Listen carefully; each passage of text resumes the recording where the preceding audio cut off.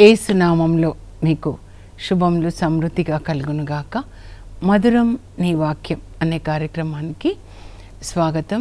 ఈరోజు మనం జీవిత విలువలు అనే అంశం 8వ భాగం ధ్యానించుకుందామండి.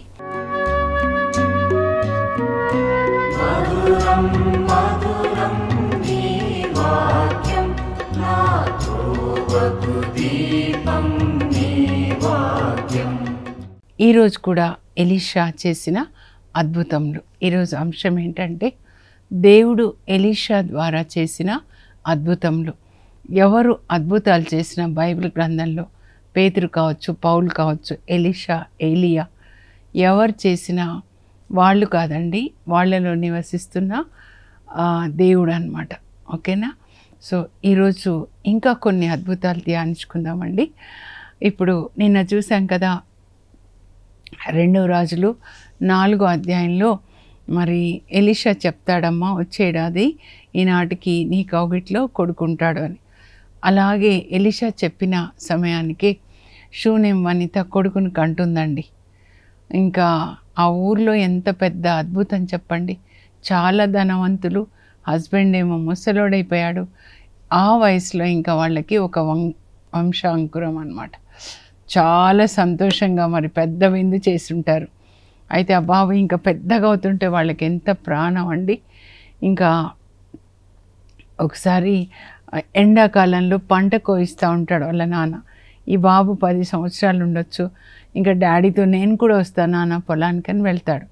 ఇంకా ఎండ దెబ్బ తగులుతుందండి. వడదెబ్బ అంటాం కదా, ఎండ దెబ్బ తగులుతుంది.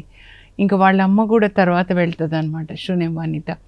అప్పుడు నాన్న నాకు తలనొప్పి లేస్తుంది నాన్న అంటే పని వాళ్ళకి చెప్తాడు, వాళ్ళ అమ్మ దగ్గరికి తీసుకెళ్ళండి అని. అమ్మేమో చెట్టు కింద కూర్చొని ఉంటుంది కదా, అన్నం తీసుకొని వచ్చి ఉంటుంది అనమాట. ఇంకా అమ్మ ఒళ్ళు అట్లా పడుకుంటాడు, చనిపోతాడండి.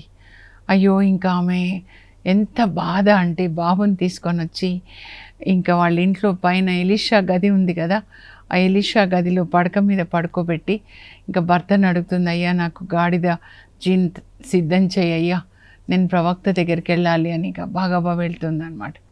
వెళ్ళి ఆయన కాళ్ళ మీద పడుతుంది. ఏమైందో ప్రభు నాకు చెప్పట్లేదని.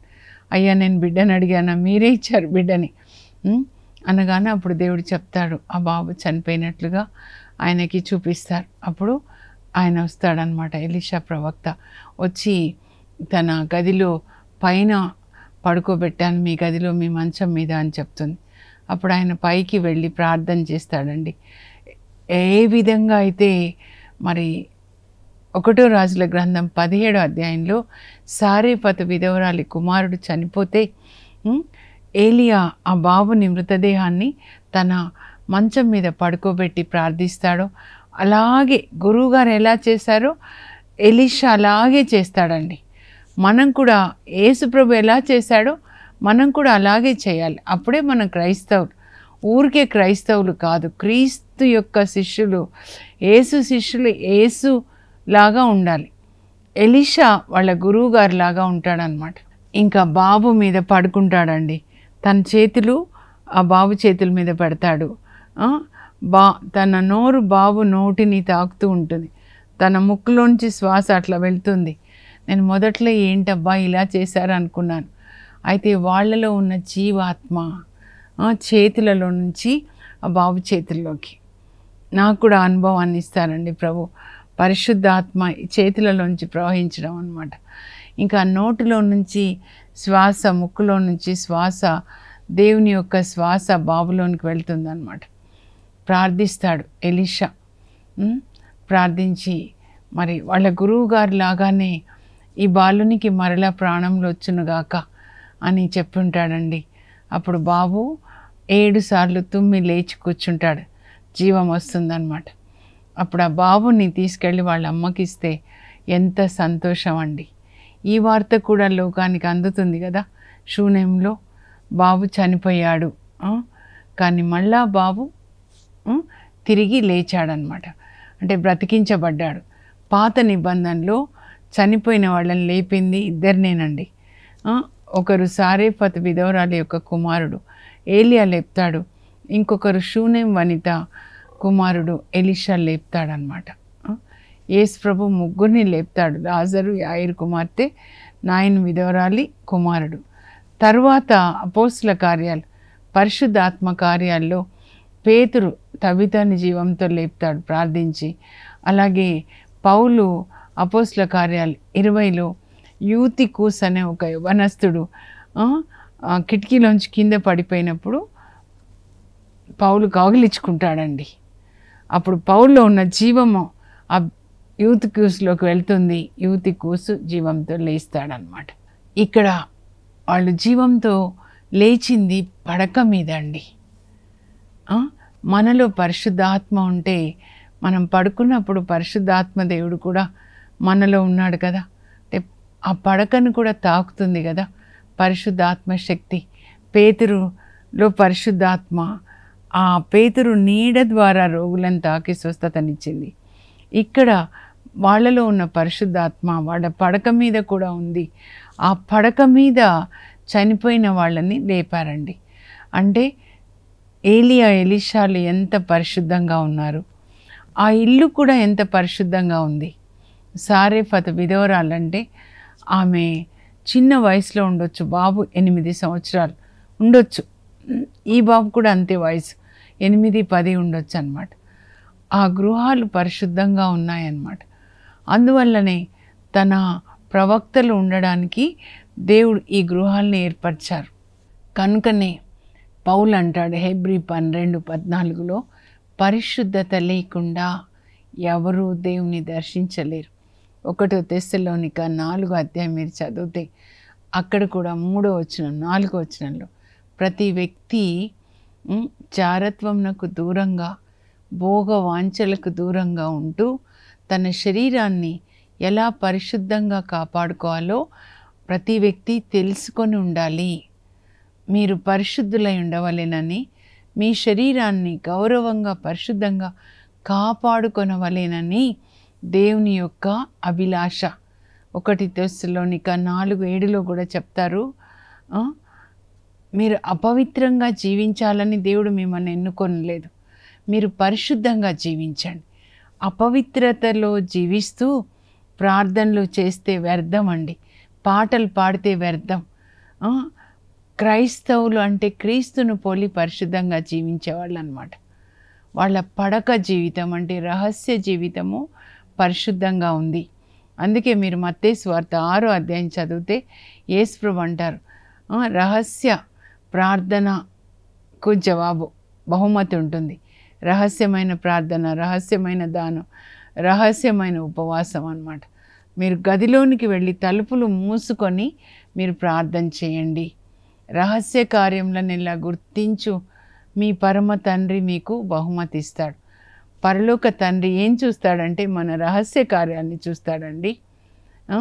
మన పడక గది జీవితం ఎలా ఉంది చూస్తాడు. అందుకే వివాహ పడక పరిశుద్ధంగా ఉండాలి. హెబ్రీ 13:4లో చెప్తున్నారు, ఆ పడక మీద భార్యాభర్తలు క్రీస్తుతో, క్రీస్తు యందు, క్రీస్తు ద్వారా ఐక్యం కావాలి.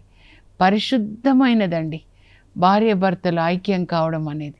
వివాహ పడక పరిశుద్ధంగా ఉంది అంటే మీ ఇంటి పునాది స్ట్రాంగ్గా ఉంది కనుక మీ పిల్లలకి ఆశీర్వాదాలు. పునాది స్ట్రాంగ్గా ఉంటే మొదటి అంతస్తు, 2వ అంతస్తు మీ పిల్లలు తరతరాలు కూడా ఆశీర్వాదాలు పొందుతారన్నమాట. కనుక ముందు పరిశుద్ధంగా ఉండండి, పరిశుద్ధ గ్రంథాన్ని చదవండి. ఈ వాక్యము మనల్ని పరిశుద్ధపరుస్తుంది. నీళ్లు చూడండి, మనం స్నానం చేసుకోవడానికి నీళ్లు వాడతాం కదా, అలాగే సబ్బు, అలాగే మనం కూడా ఈ శరీరానికి నీళ్ళు ఎట్లా అవసరమో ఆత్మకు కూడా వాక్యం అనే నీళ్ళతో కడుక్కోవాలండి. అందుకే ఎజికేల్ 36:25లో ప్రభు అంటారు, నేను మీ మీద శుభ్రమైన జలాలు చల్లి మిమ్మల్ని శుద్ధి చేస్తాను. యేసు ప్రభు కూడా అంటారు యోహాన్ 15:3లో, నేను మీతో చెప్పిన మాటల వల్ల మీరు శుద్ధులైతిరి. ప్రతిరోజు స్నానం చేసుకోకపోతే వాసన కదా. మలాకి 3:2లో కూడా దేవుని యొక్క వాక్యము చాకలి సబ్బు లాంటిది, కంసాలి అగ్ని లాంటిది. అంటే బంగారం అగ్నిలో వేస్తే శుద్ధి అవుతుంది కదా. స్నానం చేసుకోకపోతే ఎంత వాసన అండి. ఆత్మ బైబిల్ గ్రంథాన్ని చదవకుండా ఉంటే అంత వాసన, ఇంకా చచ్చిపోతుంది. చచ్చిపోయిన చోట రాబందులు చేరుతాయి, కళేబరం ఉన్న చోట అంటారు. అంటే ఆత్మ చచ్చిపోతే రాబందులు, తిండి, త్రాగుడు, సెల్ ఫోన్లు, పాపము, అసూయ, విందులు, వినోదాలు, రకరకాల దయ్యాలు చేరుతూ ఉంటాయి. ఎన్ని అంటే ఒక వ్యక్తిలో 6,000 దయ్యాలంట. మార్కు సువార్త 5లో యేసుప్రభు సమాధుల్లో ఉన్న వ్యక్తి దగ్గరికి వెళ్తే ఆ దయ్యాలు నీ పేరేంటి అని ప్రభు అడిగితే మేము దళము అంటాడు. అంటే 6,000 అన్నమాట. మళ్ళీ ఒకటొకటి దుష్టులందరూ చూడండి, త్రాగుబోతులు ఒకరొకరు చేరుతూ ఉంటారు కదండి కూర్చొని. వ్యర్థమైన మాటలు కూడా చిన్న గుంపు పెద్దగా అయిపోతుంది. లోపల కూడా అలాగే అవుతుంది. కనుక దేవుని యొక్క వాక్యం రెండంచుల పదునైన ఖడ్గంలాగా దుష్ట శక్తుల్ని సంహరిస్తుంది. దేవుని వాక్యం మంటలాగా లోపల మండుచున్న పొదలాగా మండి దుష్ట శక్తుల్ని కాల్చివేస్తుంది. కనుక మీరు బైబిల్ గ్రంథాన్ని చదవండి. ఎలీషా, ఎలియాలను వాడుకున్న దేవుడు మిమ్మల్ని కూడా వాడుకుంటాడు. ఇంకా 6వ అధ్యాయానికి వచ్చేద్దామండి. మీరు మెల్లగా చదువుకోండి. 2వ రాజుల గ్రంథంలో 2వ అధ్యాయం నుంచి మీరు 7వ అధ్యాయం వరకు చదవాలి. ఒకరోజు అంత చదవండి. కూర్చొని ఇప్పుడు చదువుతూ ఉండండి. నేను చెప్తున్నాను, మీరు వాక్యం చదువుతున్నప్పుడు మీకు శుద్ధి లోపల చూడండి. నేను బయాలజీ టీచర్గా చెప్తున్నాను. లోపల మనకి హార్ట్, బ్లడ్ సర్క్యులేటరీ సిస్టమ్ అంటారు. బ్రెయిన్, నర్వస్ సిస్టమ్ అంటారు. తర్వాత కిడ్నీస్, ఎక్స్క్రీటరీ సిస్టమ్, యూరిన్ అంతా కూడా సెపరేట్ చేసి బయటికి పంపిస్తుంది అన్నమాట. Muscular system, digestive system. ఏ సిస్టమ్ సరిగ్గా పంచాలన్నా body needs lots of water అండి. బాగా నీళ్ళు ఉండాలన్నమాట. అప్పుడే ఇవన్నీ సరిగ్గా పనిచేస్తాయి. 7 వంతులు నీళ్ళు ఉంటాయి. లోపల బయట శుద్ధి చేసుకోవడానికి నీళ్ళే, శరీరం లోపల శుద్ధి చేయాలంటే కూడా నీళ్ళే. షుగర్ కంట్రోల్ కూడా అవుతుందండి. అలాగే ఆత్మని శుద్ధి చేసుకోవాలంటే కూడా నీళ్ళే. ఆ నీళ్ళే ఈ యొక్క వాక్యం అన్నమాట. కనుక మీరు ప్రతిరోజు ఈ వాక్యం అనే నీటితో మిమ్మల్ని శుద్ధి చేసుకోండి. అది ఇప్పుడు మనం తెలుసుకోబోతున్నాము. ఇంకా 6వ అధ్యాయానికి వచ్చినట్లయితే ఎలీషా ప్రవక్త దగ్గర మరి సెమినేరియన్స్ ఉన్నారు కదండి, ప్రవక్తలు. వాళ్ళు అంటారు ఒకరోజు, గురుగారు మేము ఉంటున్నది మాకు సరిపోవట్లేదు, 100 మంది కదా, సరిపోవట్లేదు.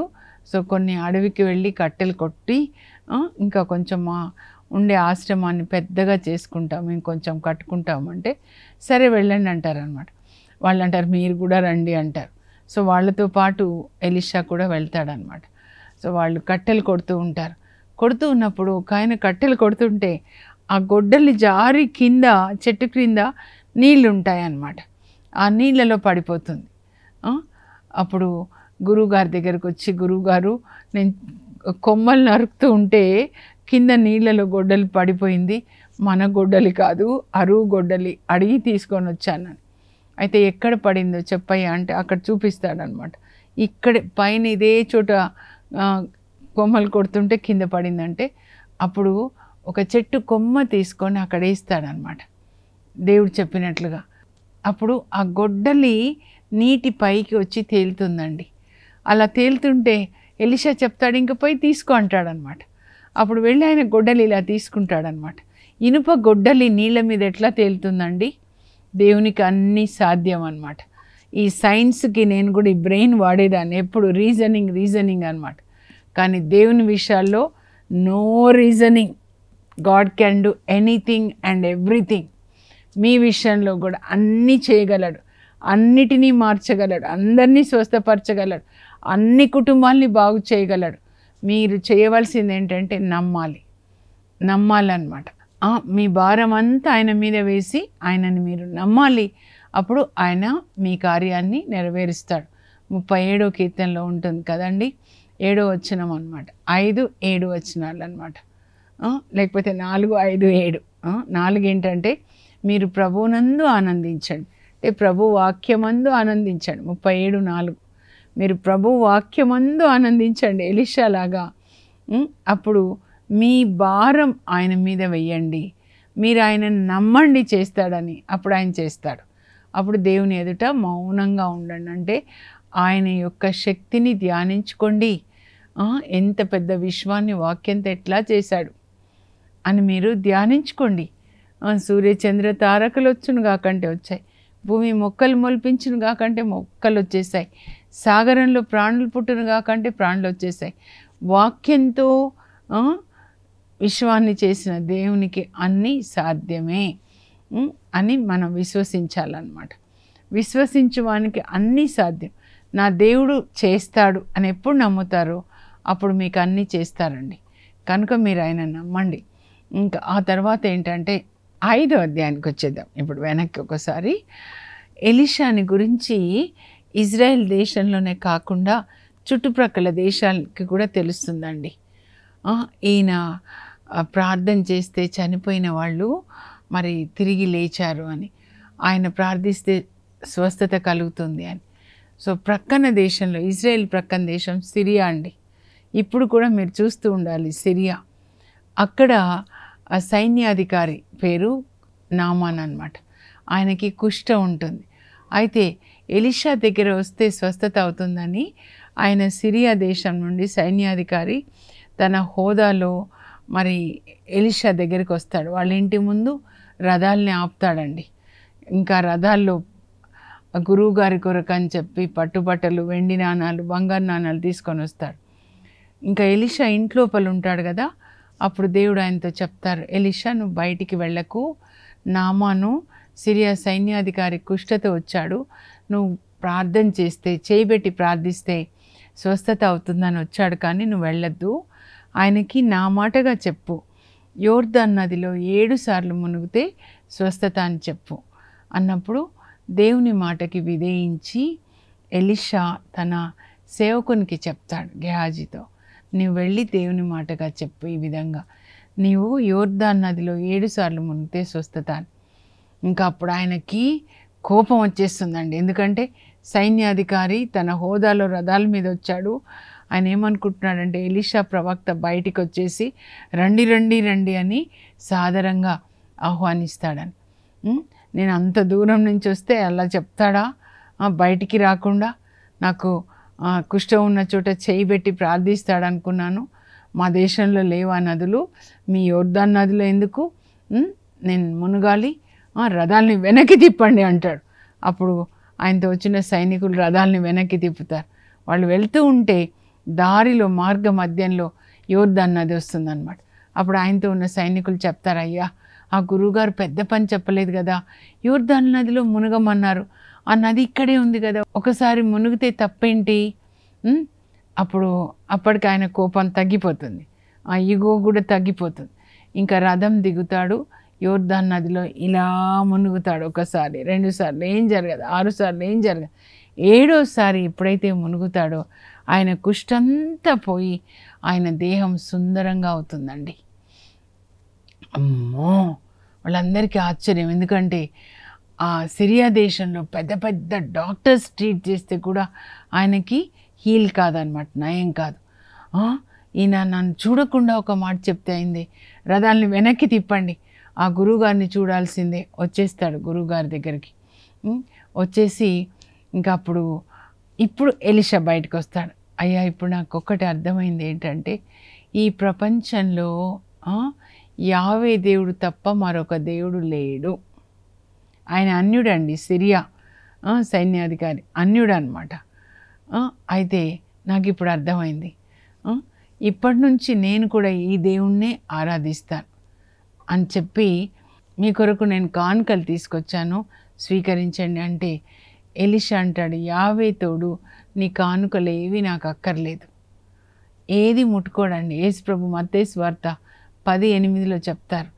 7-8 చదివితే మీరు సువార్త బోధించండి, స్వస్థతలు చేయండి, దయాల్ని వెళ్ళగొట్టండి, మరణించిన వాళ్ళని లేపండి, ఉచితంగా పొందారు ఉచితంగా ఇవ్వండి. ఈ అభిషేకం కొరకు మనమేం వెళ్ళ చెల్లించాల. యేసు ప్రభు తన రక్తాన్ని చిందించి తన రక్తం తండ్రికిచ్చి ప్రార్థించినప్పుడు మనకు పరిశుద్ధాత్మ వచ్చింది. ఆయన రక్తం ఖరీదన్నమాట.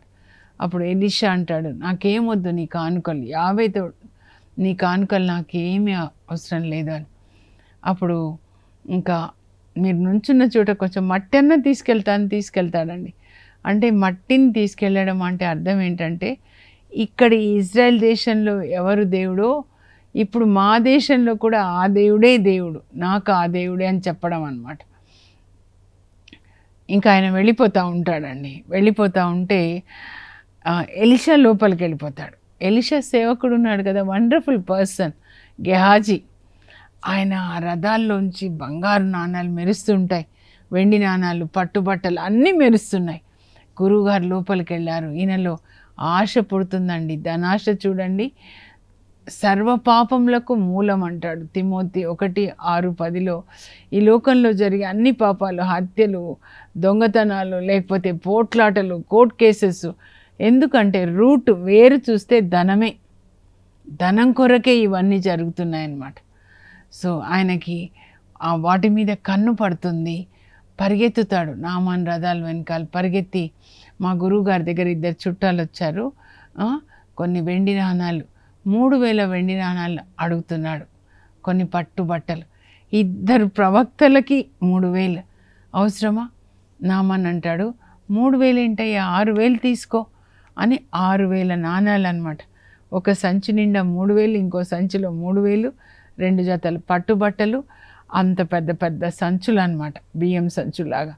సో నామాన్ ఏం చేస్తాడంటే, తన దగ్గర సేవకులు ఉన్నారు కదా, సైనికులు, వాళ్ళ నెత్తిన ఈ సంచులు పెడతాడు, వెండి నాణాలు సంచులు పెడితే గెహాజీ వాటిని తీసుకొని తన ఇంట్లో పెట్టుకొని గురువుగారి దగ్గరికి వస్తాడు.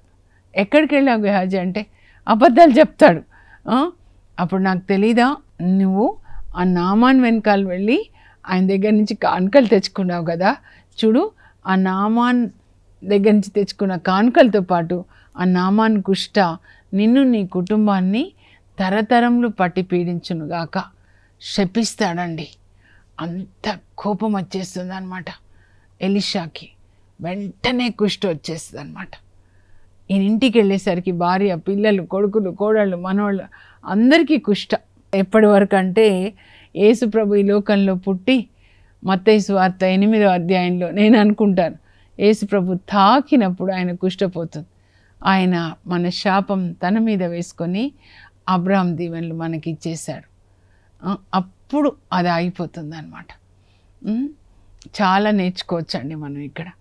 ఎలీషా ఏమో ఏలియా నుంచి 2 అంతల అభిషేకాన్ని అడిగితే, గెహాజీ చూడండి ధనం వెనకాల పరిగెత్తాడు. చాలామందికి దైవజనుల దగ్గర ఉన్న వాళ్ళకి కూడా, మామూలు వాళ్ళకి, దైవజనుల దగ్గర ఉన్న వాళ్ళకి, ఇలాంటి వాళ్ళకండి, అందరికీ కాదు, నీతిమంతులు ఉన్నారండి చాలామంది. ఇలా గెహాజీ లాంటి వాళ్ళకి గెహాజీ ఒక హెచ్చరికగా ఉన్నాడనమాట. ఎలీషా దేవుని ఆత్మని కోరుకుంటే ఈ గెహాజీ ధనాన్ని కోరుకున్నాడు, అబద్ధాలు, దొంగతనాలు. కానీ మనం అలా ఉండకూడదండి, గెహాజీలాగా ఉండకూడదు. ధనము వచ్చేసింది, రోగం కూడా వచ్చేసింది అనమాట. ప్రార్థించుకునే ముందు ఈ పుస్తకంలో నుంచి నేను పిక్చర్స్ చూపిస్తా అండి. ఇవి 10 వాల్యూమ్స్గా ఉందన్నమాట. అమెరికన్స్ తీసుకొని వచ్చినప్పుడు మా మామగారు కొన్నారు, ఎప్పుడు 30-40 ఇయర్స్ బ్యాక్. కానీ ఈ 10 పుస్తకాలు చదివినప్పుడే నాకు బైబిల్ గ్రంథం మంచిగా అర్థమైందనమాట. ఇక్కడ చూడండి, నామాన్ యోర్దాన్ నదిలో 7 సార్లు మునిగినప్పుడు ఆయన కుష్ఠపోయి సుందరమైన దేహాన్ని పొందుతాడు. మనం కూడా బైబిల్ గ్రంథం అనే యోర్దాన్ నదిలో 7 సార్లు మునగాలంటే 7 అధ్యాయాలు ప్రతిరోజు చదివితే మనకు కూడా రోగాలన్నీ వెళ్ళిపోతాయి. ఇప్పుడు ప్రార్థన చేసుకుందాం. పరలోకపు మా తండ్రి, మీ పరిశుద్ధ నామమునకు స్తోత్రం కలుగునుగాక. ఎలీషా ప్రవక్త ఎక్కడికి వెళ్ళినా కూడా అక్కడ ఆశీర్వాదకరంగా ఉన్నాడు ప్రభా. వాళ్ళ సమస్యల్ని పరిష్కరిస్తూ ఉన్నాడు. యేసు ప్రభు ద్వారా ఎలా దేవుడు అనేక అద్భుతాలు చేశారు, మరి పాత నిబంధనలో కూడా ఎలీషా ప్రవక్త ద్వారా దేవుడు అనేక అద్భుతాలని చేశారు. అనేక మందికి ప్రభా, పట్టణాలకే, దేశాలకే ఒక ఆశీర్వాదకరంగా ఎలీషా ప్రవక్త జీవించాడు. జీవించే ఒక్క జీవితం మేము కూడా అనేకులకు ఆశీర్వాదకరంగా జీవించేటట్లు పరిశుద్ధాత్మదేవ, పరలోక తండ్రి, యేసుప్రభు పరిశుద్ధాత్మ మాలో నివసిస్తూ మమ్మల్ని అనేకులకు ఆశీర్వాదకరంగా మార్చండి. ఎలీషా ప్రవక్తలాగా మార్చండి ప్రభా. ఆ అభిషేకాన్ని మాకు దయచేయండి. యేసు నామంలో అడుగుచున్నాం తండ్రి, ఆమెన్. ఏలియా యొక్క అభిషేకం ఎలీషా రెండంతలుగా పొందాడు. అనేకులకు ఆశీర్వాదకరంగా ఉన్నాడు. ఆయన దగ్గరికి రాజులు కూడా వస్తారండి. అలా అనేకులకు ఆశీర్వాదకరంగా ఉండే కృపని దేవుడు మనందరికీ దయచేయను గాక. God bless you. Have a blessed day.